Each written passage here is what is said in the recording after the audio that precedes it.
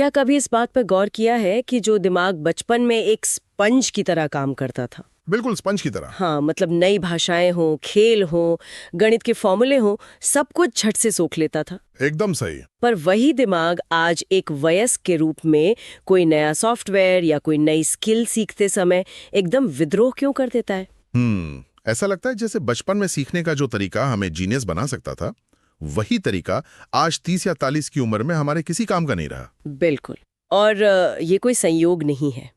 देखिए, जब हम छोटे होते हैं ना, तो हमारा दिमाग एक कोरे कागज की तरह होता है। एक खाली स्लेट। हाँ, जहाँ से सब कुछ बाहर से लिखा जाता है।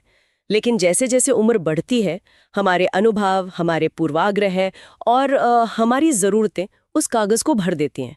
तो जानकारी को अंदर लेने का पूरा तंत्र ही बदल जाता है। बेहद दिलचस्प जंक्शन पर गोता लगाने वाले हैं, जहाँ हम समझेंगे कि बच्चों को पढ़ाने के विज्ञान, जिसे हम पेडागोजी कहते हैं, हाँ पेडागोजी, और वयस्कों को सिखाने के विज्ञान यानी एंड्रेगोजी, इन दोनों में बुनियादी फर्क क्या है।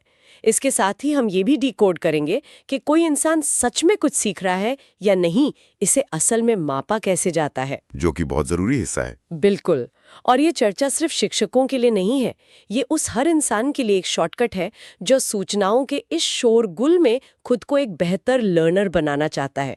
तो चलिए शुरू करते हैं। अगर सीखने की शुरुआत बचपन से होती है, तो मुझे लगता है कि हमारी चर्चा का पहला पड़ाव पेडागोजी ही होना चाहिए, है ना? एकदम सही कहा आपने। पेडागोजी शब्द असल में ग्रीक भाषा के दो शब्दों से मिलकर बना है। पहला है पैडोस यानी बच्चा, और दूसरा है एगोगोस यानी मार्गदर्शक। अच्छा, तो इसका शाब्दिक अर्थ हुआ बच्चे का मार्गदर्शन करना। बिल्कुल। और आधुनिक शिक्षा शास्त्र में जैसे 2008 में लॉफरिन नाम के विद्वान ने इसे टीचिंग अबाउट टीचिंग कहा है। मतलब पढ़ाने के तरीके के बारे में पढ़ाना। हाँ, ये पूरी तरह से शिक्षक केंद्रित होती है। इसमें बच्चा इस बात के लिए पूरी तरह शिक्षक पर निर्भर होता है कि क्या सीखना है, कब सीखना है और कैसे सीखना है। ठीक है, इसे थोड़ा विस्तार से समझते हैं। पारंपरिक रूप से देखें तो ऐसा लगता है कि यहाँ प्रेरणा पूरी तरह से बाहरी होती है, जैसे कि रिवॉर्ड या सजा। हाँ, अगर होमवर्क पूरा किया तो स्टार मिलेगा और नहीं किया तो डांट पड़ेगी। बिल्कुल, बाहरी प्रेरणा इसका एक बहुत बड़ा हिस्सा है। लेकिन देखिए, पेडागोजी सिर्फ डंडे और गाजर का खेल नहीं है।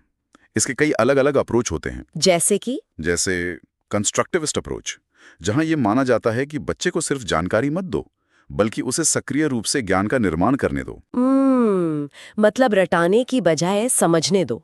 सही। या फिर कोलैबोरेटिव अप्रोच है, जहां बच्चे समूहों में काम करते हैं।